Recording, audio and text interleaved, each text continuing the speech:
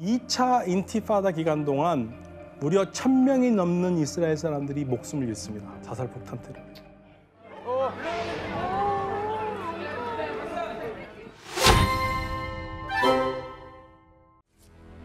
PLO라는 걸 만들어졌는데 팔레스타인 해방기구. 64년에 생겼는데 본격적으로 활동을 하기 시작해요. 이제 이렇게만 당하고 있지는 않겠다. 항공기 납치하고 군사시설 공격하고 그러면서 이스라엘을 괴롭혀요. 이들은 레바논의 자리를 잡고 군사력을 점차 키워가고 있었는데요. 결국 이스라엘은 팔레스타인 해방기구를 없애기 위해서 레바논을 대대적으로 침공을 하는데요. 이때 수도 베이루트는 이스라엘 전투기의 융단 폭격으로 아주 크게 파괴됐고요. 결국 이스라엘의 의도대로 팔레스타인 해방기구가 레바논에서 쫓겨납니다.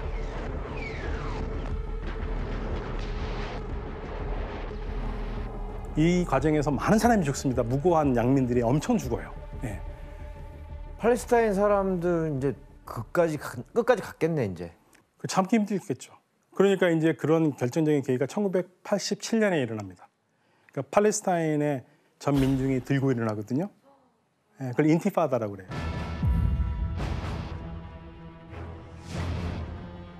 새로운 전법이에요. 무기를 쓰지 않고 저항을 해요. 이 저항 운동이 무려 6년이 갑니다. 인티파다.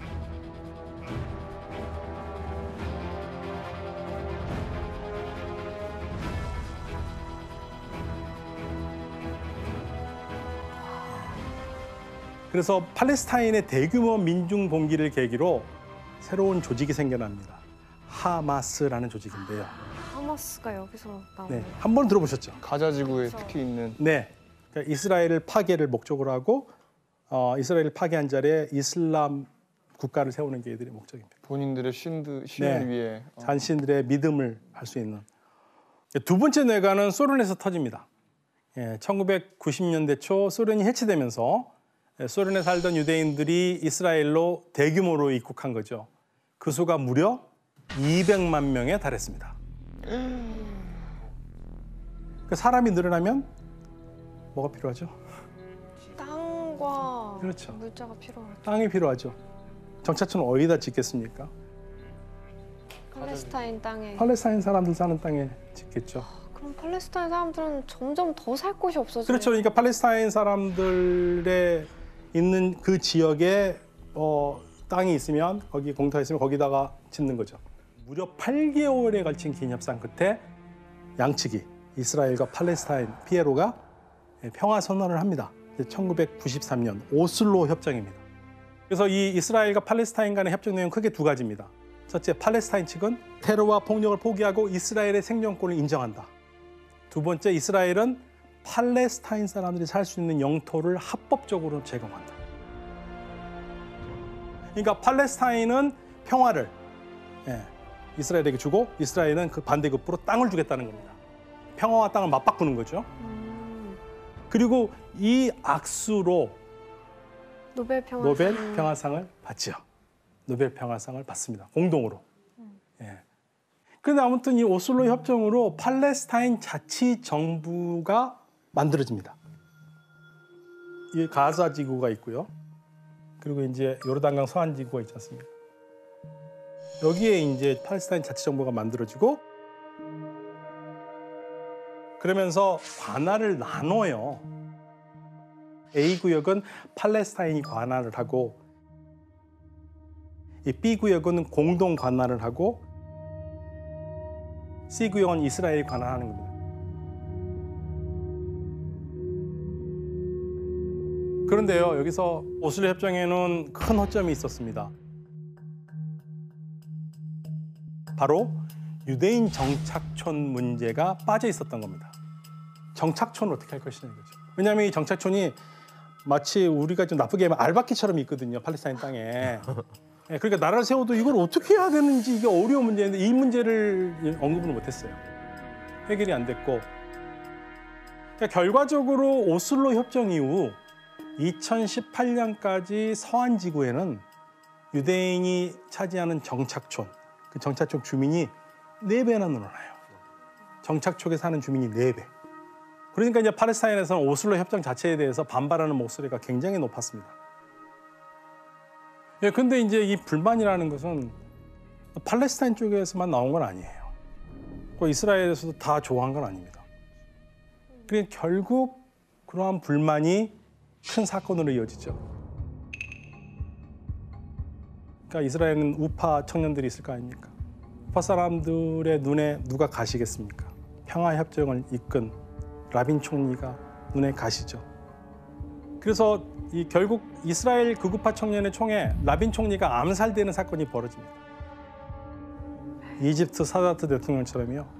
배신자의 꼬리표가 붙은 거죠.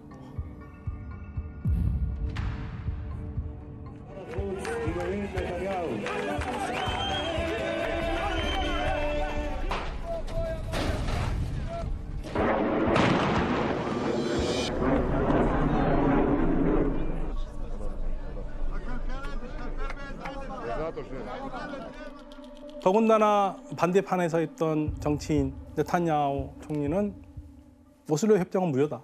완전 강경파. 네, 강경파죠. 그러니까 평화를 위해서 한 발짝 간 듯했지만 다시 여러 발짝 뒤로 간 거죠. 그리고 나서는 진전이 없게 되는 겁니다. 그리고 라빈 총리의 빈자리들이 어떻게 메꿔지냐면 이제 강경파 총리들로 메꿔져요. 당시 이제 불도저라는 별명을 가졌던 이스라엘의 정치인 아리엘 샤론, 원래 이제 군 출신이고요. 2000년에 어마어마한 사건이 벌어지는데 이스라엘이 통치하고 있는 게 지금 예루살렘이거든요. 그리고 성전산이 있는 그 성전산 위에는 무슬림들의 중요한 종교적인 상징인 황금 바이돔 사원과 아크사 모스크가 있는데 거기는 사실 뭐 이스라엘 사람이라면 자유롭게 드러날 수 있지만 이게 이스라엘의 극우파 정치인이 거기를 간다라는 것은 이건 또 다른 문제거든요. 그런데 이 아리엘 샤론이 무장경찰 호위병을 데리고 올라가죠, 성전산에. 그러니까 뭘 보여주고 싶으면 이 성전산은 이스라엘 거라는 거 보여주고 싶었던 거예요. 그런데 이제 그거를 가만히 두고 볼 사람들이 아니잖아요.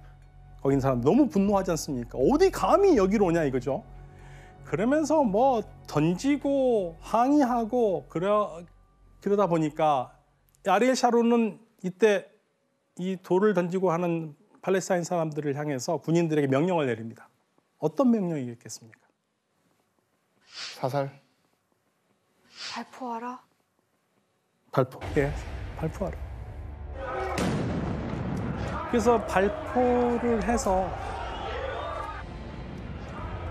현장에서 팔레스타인 사람들이 13명이 직사했어요. 그리고 200명의 총상을 입었고 말 그대로 불에 기름을 부은 셈입니다. 그냥 돌 던졌을 뿐인데. 네.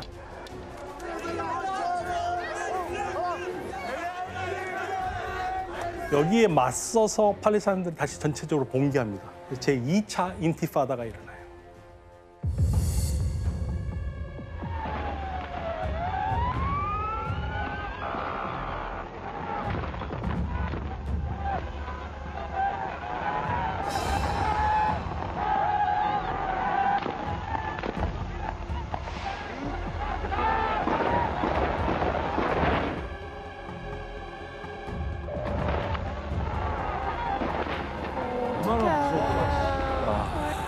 조심.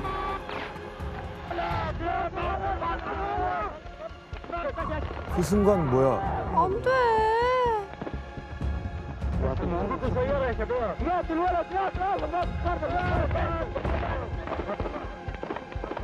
이제 아. 아.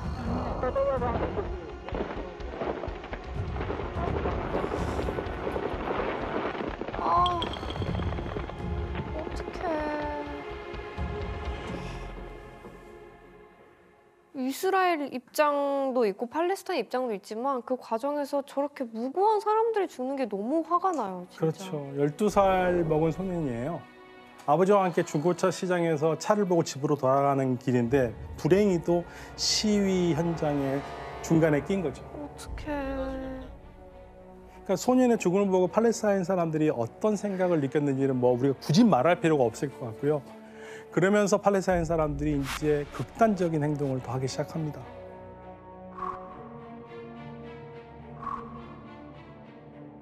자살 폭탄 테러입니다. 저 때가 이제 좀 네. 시작이 된 거군요. 그리고 이 자살 폭탄을 받으러 가는 사람들이 훈련받은 사람들이 아니에요. 젊은이들이 가는 겁니다. 이스라엘 군에게 가족을 잃은 16살 먹은 평범한 소년이 그리고 두 아이의 엄마 이런 사람들이 자살 폭탄범이 돼요. 그래서 2000년부터 약 3년간 무려 100건입니다. 자살 폭탄 테러가 이스라엘 전역에서 일어나요. 시내 식당, 카페, 슈퍼마켓, 버스 우리가 흔히 일상적으로 편하게 즐기는 공간에 아주 다 위험한 공간이 되고 2차 인티파다 기간 동안 무려 1000명이 넘는 이스라엘 사람들이 목숨을 잃습니다. 자살 폭탄 테러. 그러니까 팔레스타인에서는 이렇게 전 국민적인 저항이 일어나는 가운데 그 아리엘 샤론은 군대를 동원해 가지고 강경하게 테러 진압에 나서요. 엄청나게 강경하게 진압합니다. 이스라엘이 또 진압을 하면 팔레스타인이 또 가만 안 있습니다. 또 같이 또 테러를 해요. 저거 뭐 어떻게 해결해야 돼? 어른들이 자살 폭탄 테러를 벌였다면 아이들은 이스라엘 군인들에게 돌을 던졌습니다. 영상을 한번 보시겠습니다.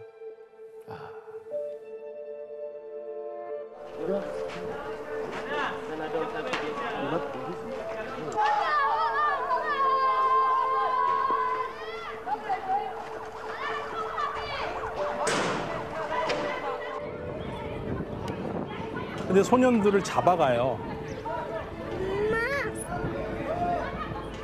저걸 이송하는 군인들은 이스라엘이에요. 네. 너무 애기들인데.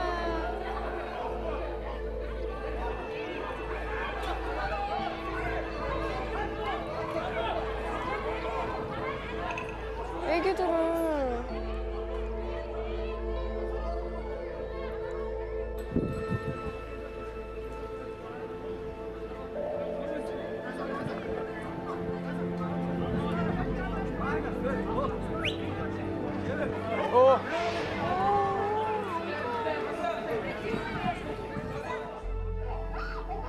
하지 마. 그러면서 이제 아예 그 싹을 없애버리겠다는 얘기죠. 이렇게 하면 무서우니까 안 할 거라고 생각을 하는 거고. 그럼에도 불구하고 무력 진압이 통하지 않는다는 걸 깨달아요.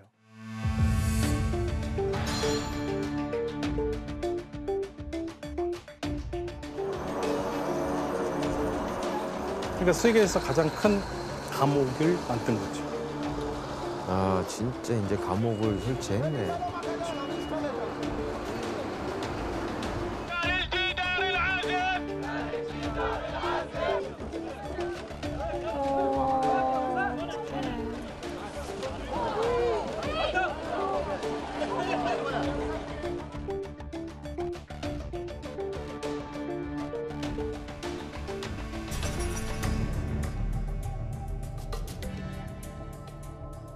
팔레스타인 사람들은 장병 안에 계속해서 몰리고 있죠.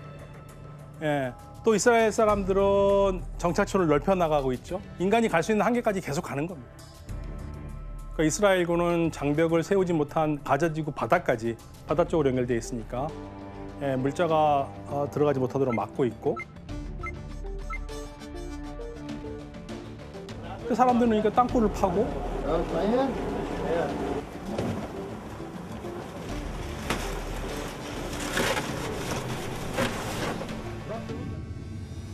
땅굴을 파면 또 발견하면 이스라엘은 파괴를 하고 계속 이 상황이 반복이 되는 겁니다.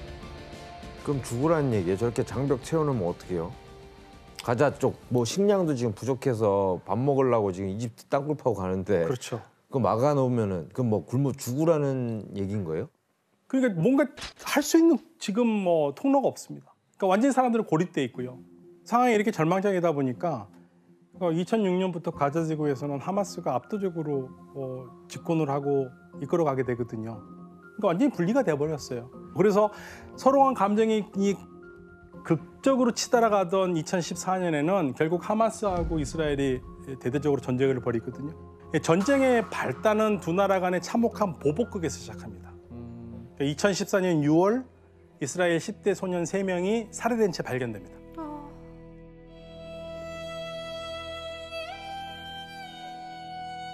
이스라엘 강경파는 당연히 이거를 하마스 소행이라고 단정 짓고 보복을 다짐하죠. 그리고 그 다음 날 이번에는 이스라엘 측에서 17살 된 팔레스타인 소년이 이스라엘 강경파에 납치돼서 불에 탄 주검으로 발견돼요. 그러니까 눈에는 눈, 이에는 이가 되는 거죠.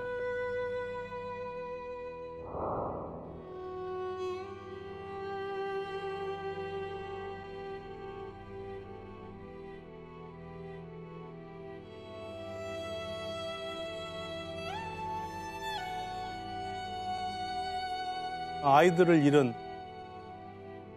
양측이죠. 서로 지금 슬퍼하는 겁니다.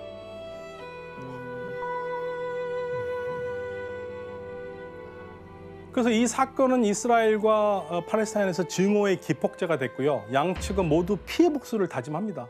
열흘 뒤 이스라엘은 가자지구 내부에 특수부대를 포함해서 6만 명의 지상군을 투입하고요. 전면전을 벌였고 전쟁을 시작을 하는 거죠.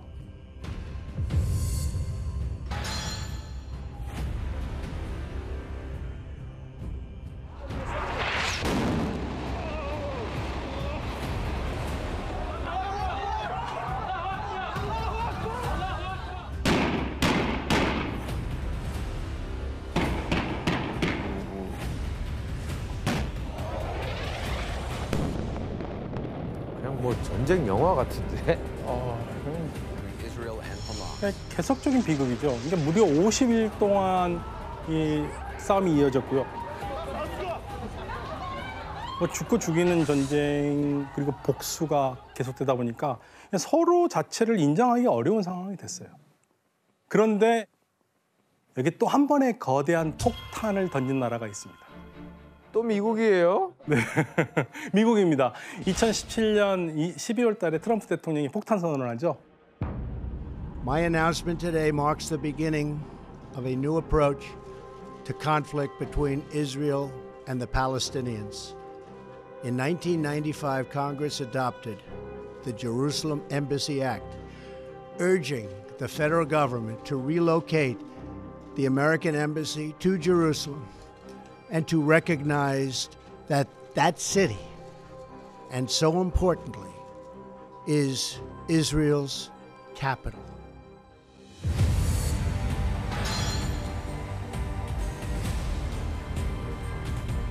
그러니까 예루살렘은 이스라엘의 정식 수도로 공인하고 미국 대사관을 예루살렘으로 이전하겠다고 했고 뭐 세계를 발칵 뒤집어놨죠. 왜냐하면 예루살렘은 말씀드렸듯이 분리객체, 분리된 곳이잖아요. 그래서 트럼프 폭탄 발언은 당연히 팔레스타인과 이스라엘 분쟁에 피바람을 몰아치게 한 거죠.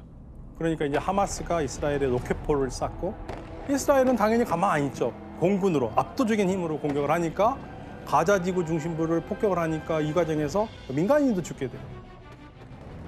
그래서 격분한 팔레스타인 주민들 수만 명이 가자 지구 분리장벽 앞에서 거센 시위를 벌였고요. 그러니까 이스라엘군은 시위대를 향해서 또 총을 쏘고요.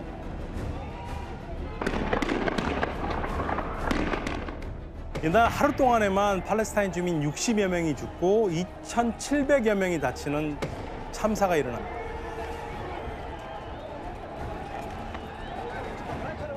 그리고 결국에는 트럼프가 새로운 안을 만들어요. 이 트럼프가 내놓은 새로운 거는 트럼프 대통령의 중재하에 아랍에미레이트, 바레인이 이스라엘과 아브라함 협정을 했죠.